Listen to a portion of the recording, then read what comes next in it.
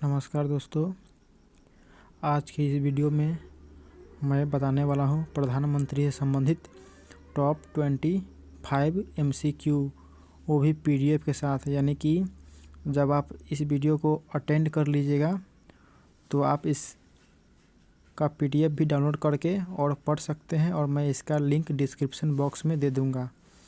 और ये जितना भी प्रश्न है वो बार बार विभिन्न एग्जामों में बराबर पूछा जाता है। आप जितना भी एग्ज़ाम हुए हैं उसमें और जो प्रधानमंत्री से सवाल पूछा गया है तो आप मिलान कीजिएगा तो इस PDF से ज़रूर मिलेगा, क्योंकि इसमें जो 25 क्वेश्चन है वो टॉप क्वेश्चन है जो बराबर परीक्षा में पूछा जाता है। इसे मैं क्या क्या बताने वाला हूँ, ऐसे कि प्रधानमंत्री कैसे बनता है, उनकी योग्यता क्या होना चाहिए, यानी कि उम्र कितना होना चाहिए, और शपथ कौन दिलवाता है या त्यागपत्र किसे देते हैं, और उसके पास शक्ति क्या क्या होती है, यानी क्या क्या काम करते हैं, उसके बाद वो त्यागपत्र किसे देते हैं, ये सब इस वीडियो में सिखाने वाला हूँ। और सबसे इम्पोर्टेंट बात ये है कि मोदी चुनाव हार जाए फिर भी PM बन सकता है, यानी प्रधानमंत्री फिर भी बन सकता है। वो कैसे, तो मैं इस वीडियो के अंत में बताऊंगा।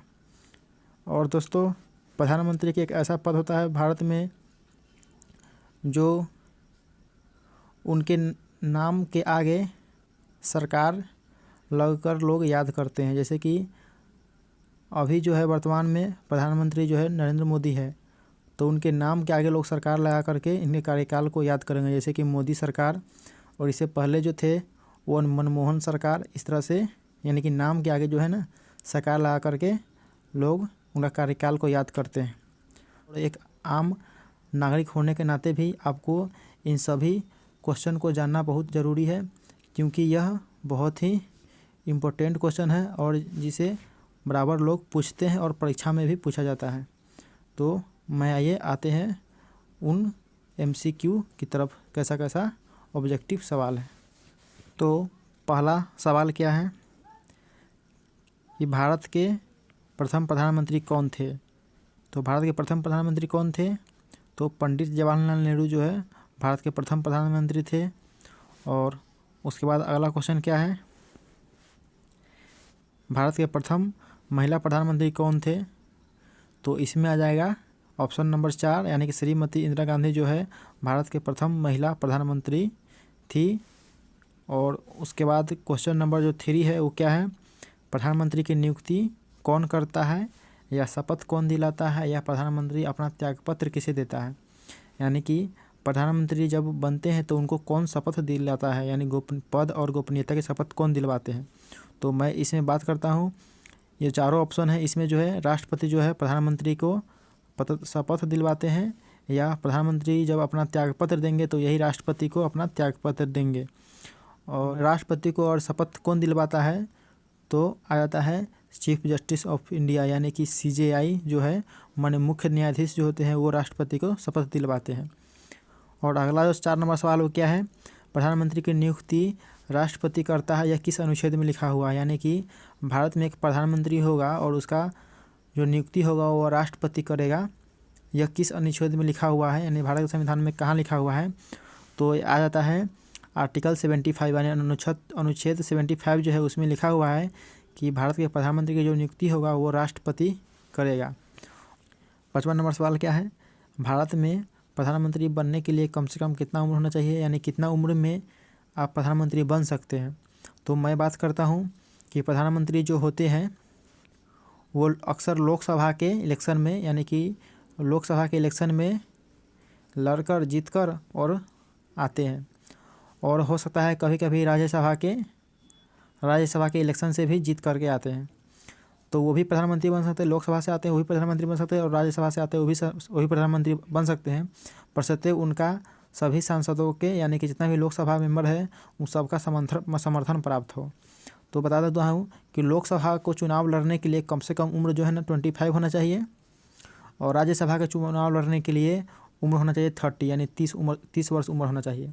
और कोई व्यक्ति लोकसभा के चुनाव लड़कर, यानी 25 वर्ष में लोकसभा के चुनाव लड़ लेते हैं और लड़के तब और प्रधानमंत्री बनते हैं, तो वो 25 वर्ष में ही समझिए प्रधानमंत्री बन गया। और राज्यसभा से कोई जाते हैं तो निश्चित ही 30 वर्ष की उम्र में ही बन सकता है प्रधानमंत्री, क्योंकि 30 वर्ष से कम वाले को जो है राज्यसभा का सांसद बनने का अधिकार नहीं है, यानी 30 वर्ष होना चाहिए।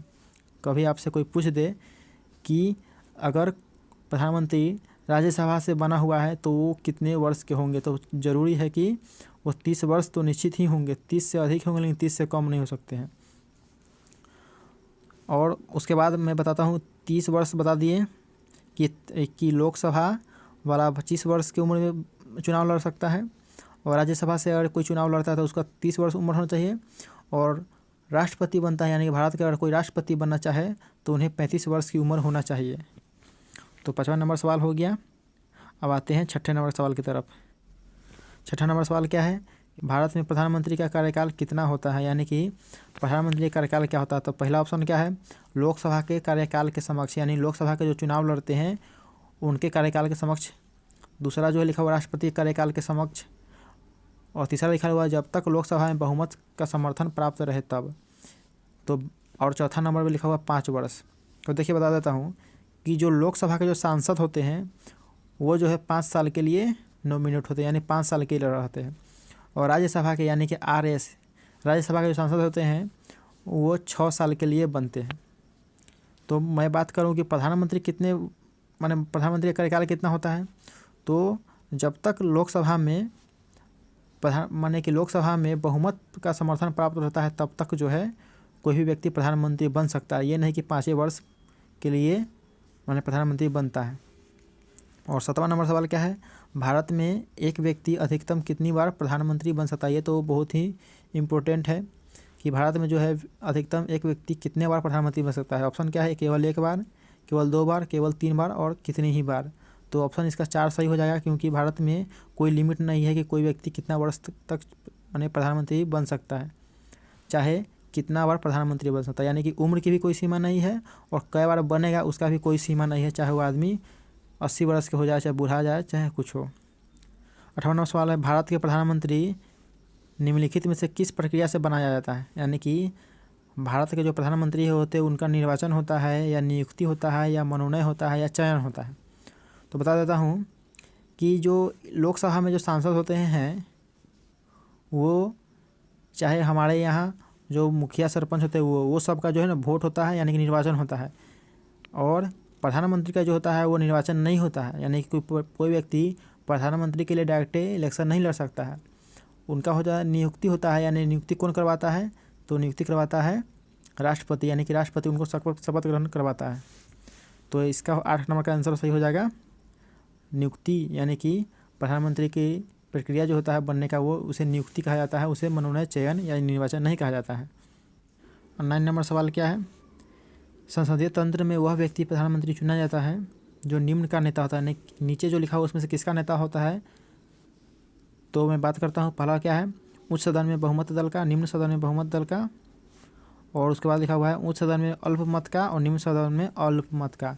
तो बता देता हूँ कि निम्न सदन किसे कहते हैं और उच्च सदन किसे कहते हैं।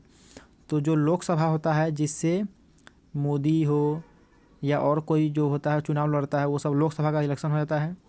तो लोकसभा का जो इलेक्शन होता है तो उस लोकसभा को बोला जाता है निम्न सदन। और उच्च सदन जो होता है, पहला जो है उच्च सदन, इसे बोला जाता है राज्यसभा। यानी कि राज्यसभा जो होता है उच्च सदन में आ जाता है, लोकसभा होता है निम्न सदन में होता है।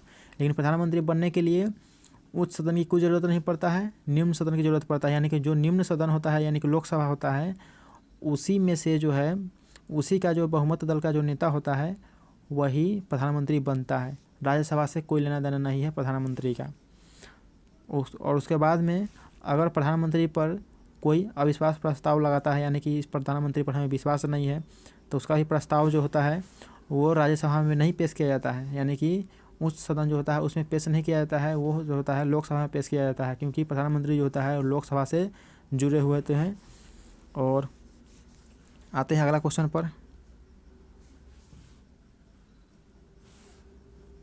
अगला क्वेश्चन क्या है, मंत्रिमंडल के बैठक में अध्यक्षता कौन करता है। यानी कि जितने भी मंत्रिमंडल होते हैं, यानी कि रक्षा मंत्री, गृह मंत्री, विदेश मंत्री, जैसे अभी रक्षा मंत्री राजनाथ सिंह हो गए, गृह मंत्री अमित शाह हो गए, विदेश मंत्री जयशंकर हो गए और वित्त मंत्री निर्मला सीतारमण हो गया। तो इस तरह से और भी विभाग है, तो उन सब का जो बैठक होता है तो उसकी अध्यक्षता कौन करता है।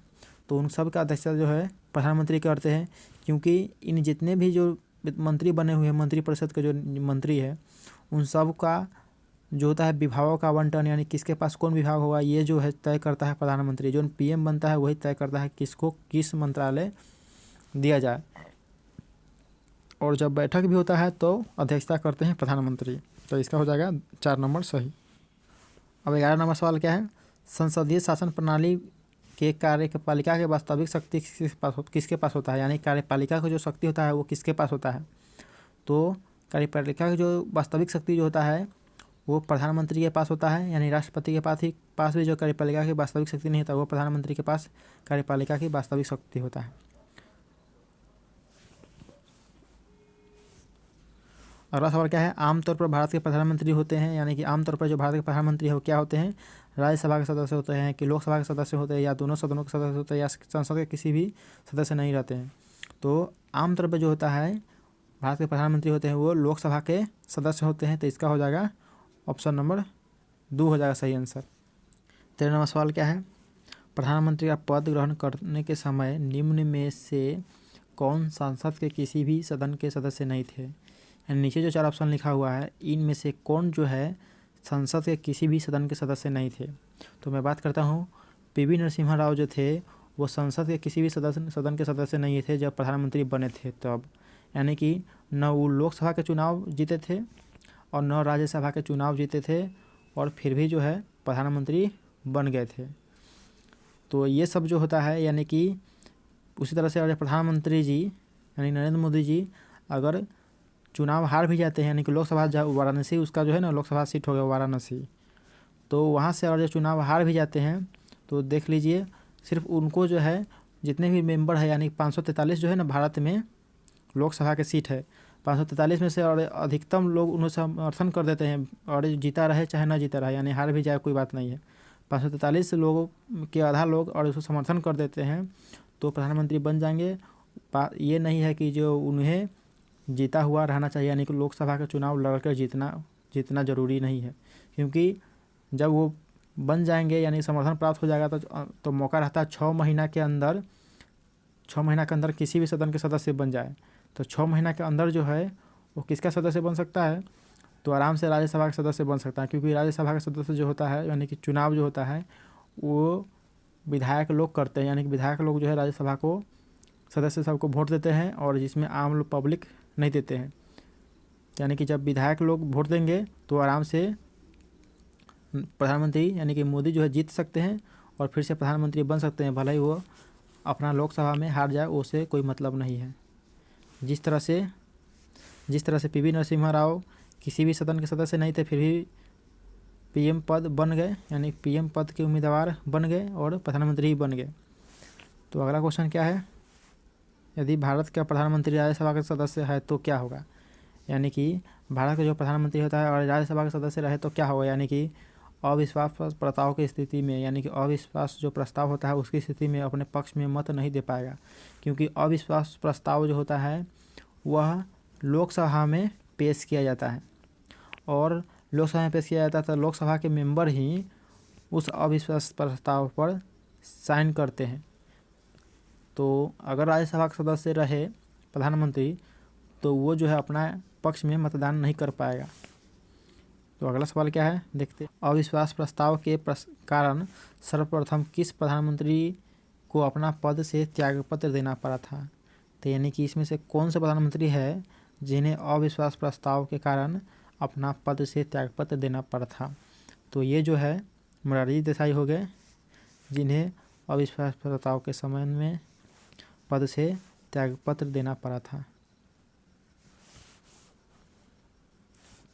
और 16 नंबर सवाल क्या है, योजना आयोग यानी कि नीति आयोग के अध्यक्ष कौन होते हैं। नीति आयोग योजना आयोग जो होता है दोनों एक ही हो। 2015 में जो है योजना आयोग का नाम बदल कर नीति आयोग कर दिया गया है, और इनका अध्यक्ष कौन होता है, तो इनका अध्यक्ष होता है प्रधानमंत्री। नीति आयोग काम क्या करते हैं कि ये थिंक टैंक के रूप में सरकार को मदद करते हैं, यानी कि ये बतलाते हैं कि फलाने विभाग में विकास क्यों नहीं हो रहा है, चाहे फलाने विभाग में जो है वो क्यों काम देरी से हो रहा है, क्या सुधार लाना चाहिए, ये सब जो है थिंक टैंक के रूप में यानी सोचने का और विचारने का काम है और मोदी को राय मशविरा देते हैं। और उसके बाद ये जो है एक वार्षिक इंडेक्स भी जारी करते हैं जिसमें बताया जाता है कि देश के किस राज्य ने सुधार किया है और क्या सुधार नहीं किया। जिस तरह से 2019 में एक रिपोर्ट आया था जिसमें बताया गया था, वो रिपोर्ट आया था नीति आयोग के ही रिपोर्ट आया था, जिसमें बताया गया था कि बिहार जो है और फिर यूपी, बिहार और यूपी जो है वो स्वास्थ्य के मामले में बहुत सबसे पीछे, यानी जितना भी अभी 28 जो है राज्य है उसमें सबसे पीछे जो है बिहार और यूपी है स्वास्थ्य के मामले। तो ये कौन जारी किया था आंकड़ा? तो नीति आयोग ही जारी किया था। यानी कि अब समझ में आ गया होगा आपको नीति आयोग क्या है। और नीति आयोग के जो सीईओ है जो अमिताभ कांत है। और नीति आयोग के जो उपाध्यक्ष का जो चयन होता है, नीति आयोग के जो है एक अध्यक्ष होता है जो खुद प्रधानमंत्री होते हैं, और इसमें एक उपाध्यक्ष भी होता है। तो उपाध्यक्ष का जो चयन होता है वो प्रधानमंत्री अपने हिसाब से करते हैं कि उपाध्यक्ष में कौन रहेगा। इसका कोई अलग से माने कि निर्वाचन चाहे नियुक्ति नहीं होता है, वो प्रधानमंत्री तय करते हैं। उसके बाद सवाल क्या है 17 नंबर, राष्ट्रीय एकता परिषद का अध्यक्ष कौन होता है? तो राष्ट्रीय एकता परिषद का अध्यक्ष भी प्रधानमंत्री होता है। अब 18 नंबर सवाल क्या है, सबसे लंबा कार्यकाल, यानी कि जितने ही प्रधानमंत्री अभी तक हुए हैं उनमें सबसे लंबा कार्यकाल किनका रहा? तो सबसे लंबा कार्यकाल रहा पंडित जवाहरलाल नेहरू का, यानी 16 वर्ष 286 दिन के करीबन में रहा। और ये जो है 1947 में मानी बने थे प्रधानमंत्री पंडित जवाहरलाल नेहरू, जो 16 वर्ष तक रहे। और अगला सवाल क्या है, सबसे छोटा कार्यकाल माने सबसे कम समय के लिए प्रधानमंत्री कौन बने थे? तो अटल बिहारी वाजपेयी जो है सबसे कम दिनों के लिए यानी 13 दिन के लिए प्रधानमंत्री बने थे। वो कब बने थे? तो 1996 में बने थे, मात्र 13 दिन के लिए उसका सरकार गिर गई थी। तो आप याद कर सकते 13 दिन के लिए भी कोई प्रधानमंत्री बना था हमारे भारत देश में। 20 नंबर सवाल क्या है, पद ग्रहण करते समय किसी भी सदन का सदस्य नहीं था। यानी कि नीचे जो लिखा हुआ है, ये जो लिखा हुआ है पीवी नरसिम्हा राव, ये जो है नेता, ये हमारे प्रधानमंत्री बने थे। लेकिन जब पद ग्रहण किए तब नहीं लोकसभा के सदस्य थे नहीं राज्यसभा के सदस्य थे, फिर भी ये प्रधानमंत्री बन गए। क्योंकि 6 माह के अंदर जो है इन्हें किसी भी सदन का सदस्यता लेनी होगी। तो लोकसभा का तो ले नहीं सकते क्योंकि चुनाव हो गया, और राज्यसभा के आराम से ले सकते हैं क्योंकि राज्यसभा का चुनाव जो होता है विधायक लोग करते हैं। तो इनका अपना विधायक रहता है, वो इन्हें जिता देते हैं और आराम से ये प्रधानमंत्री पद पर बने रह सकते हैं। अगला सवाल क्या है 21 नंबर, पद ग्रहण करते समय विधानसभा के सदस्य, यानी कि HD देवगौड़ा जो थे वो विधानसभा के सदस्य थे जब ये प्रधानमंत्री बने थे तब। यानी कि लोकसभा सांसद नहीं थे, ये विधायक थे, फिर भी ये जो है प्रधानमंत्री बन गए। क्या किए होंगे बनने के लिए कि 6 महीना के अंदर इन्हें संसद के किसी भी सदन के सदस्य बना होगा, तब जाकर के ये प्रधानमंत्री बने हैं। और 22 नंबर सवाल क्या है, एक भी दिन लोकसभा नहीं जाने वाला प्रधानमंत्री, माने प्रधानमंत्री भी कुछ ऐसे हैं जो एक भी दिन लोकसभा में नहीं गए। जैसे कौन है, चौधरी चरण सिंह जो है वो एक दिन भी जो है लोकसभा में नहीं गए। और अगला सवाल क्या है, पद अवधि के दौरान मृत्यु, यानी किस प्रधानमंत्री का जो मृत्यु होता है वो पद अवधि के दौरान हो गया? तो वो है जवाहरलाल नेहरू, यानी पंडित जवाहरलाल नेहरू जो है, उसके बाद लाल बहादुर शास्त्री, उसके बाद श्रीमती इंदिरा गांधी। ये 3 जो प्रधानमंत्री है ये जब प्रधानमंत्री थे उसी वक्त इनकी मृत्यु हो गई। और अगला सवाल क्या है, किस प्रधानमंत्री की मृत्यु भारत के बाहर हुआ? यानी कि तो लाल बहादुर शास्त्री जो होते हैं उनका मृत्यु जो होता है ताशकंद में हो गया, जो भारत के बाहर हुआ। और उसके बाद आखिरी सवाल क्या है, केंद्रीय मंत्री परिषद का निर्माण एवं उनके बीच कार्यों का बंटवारा कौन करता है? यानी किस, ये तो पहले ही जिक्र हो चुका है कि किस व्यक्ति को कौन सा विभाग मिलेगा, यानी कौन मंत्री कौन विभाग लेगा, इनका जो निर्णय होता है वो प्रधानमंत्री ही करते हैं। और इसके बाद जो है ये सब जो ऑप्शन है आपको मिलेगा PDF जब डाउनलोड कर लीजिएगा तो आराम से इसको आप आराम से डाउनलोड करके पढ़ सकते हैं। तो इसमें जो है हम बता दिया हूँ कि हमारा YouTube चैनल है मैथ मीडियम, इसे आप सब्सक्राइब कर सकते हैं क्योंकि मैं यहाँ पर जो है आपको मैथ से जुड़े हुए ट्रिक सब बताता हूँ और सॉल्व करना सिखाता हूँ। और साथ में पॉलिटी का भी विषय मैं अब लाऊंगा और जो यानी कि PDF के साथ रहेगा और 1 नंबरिया रहेगा, यानी कि ऑब्जेक्टिव टाइप के क्वेश्चन रहेगा।